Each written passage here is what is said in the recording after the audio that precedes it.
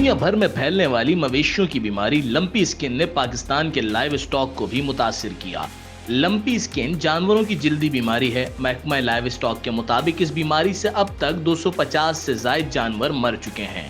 یہاں یہ بات اہم ہے کہ سندھ کے 29 اضلاع میں سے صرف 5 میں یہ بیماری موجود ہے، لہٰذا یہ کہنا غلط نہ ہوگا کہ اس بیماری کا پھیلاؤ بے حد زیادہ نہیں ہے، لیکن تشویشناک ضرور ہے۔ لمپی اسکن ڈیزیز ایک ایسی بیماری ہے جو کہ جانوروں میں چیچک نما بیماری جیسے ہوتی ہے، جس کے اندر جانوروں کو پھوڑے یا اسکن پر ریشز اور جو ہے وہ دانے، موٹے موٹے دانے وہ بن جاتے ہیں اور اس کے اندر بہت زیادہ گند اور پس جمع ہو جاتا ہے۔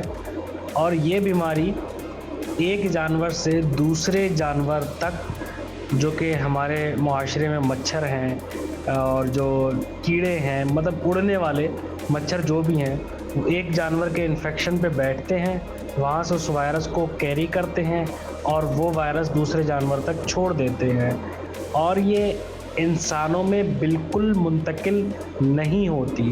لمپی اسکن کے اثرات سامنے آتے ہی سندھ بھر میں اور اب پنجاب میں بھی دودھ کی فروخت میں کمی دیکھنے میں آئی ہے۔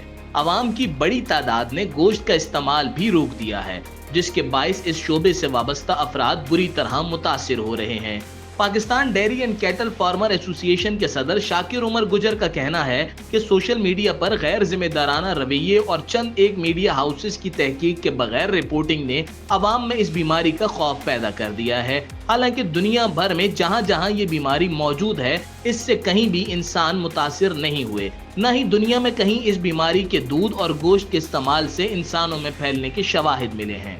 جس طرح آغا خان کے ایک لیٹر سے جاری ہوا تھا کہ اس جانور کا میٹ کے اوپر یا ملک کے اوپر کوئی بھی اثر نہیں ہے، اور دوسری سب سے امپورٹنٹ بات یہ کہ یہ جو بیماری ہے وہ اس کو ہم کیٹل ڈیزیز کہہ سکتے ہیں، گائے کی بیماری۔ کیوں؟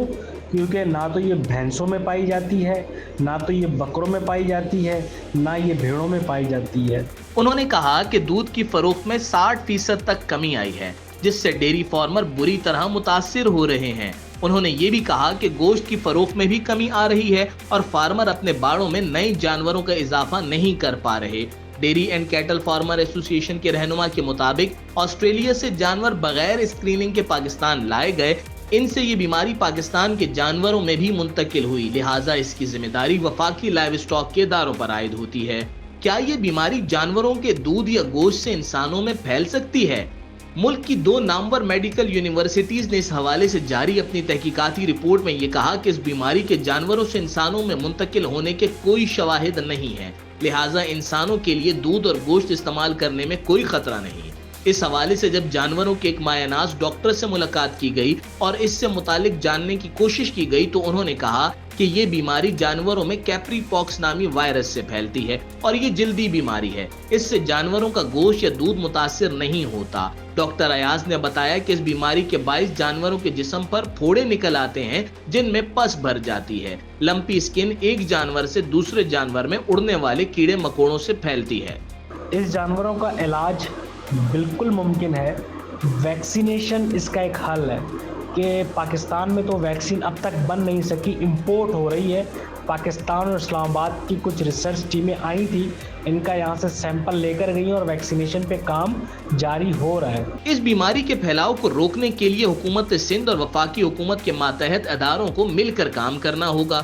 حکومت نے اس بحرانی کیفیت میں فارمرز کا ساتھ نہ دیا اور ضروری اقدامات نہ کیے تو اس شعبے کو شدید نقصان کا سامنا کرنا پڑے گا۔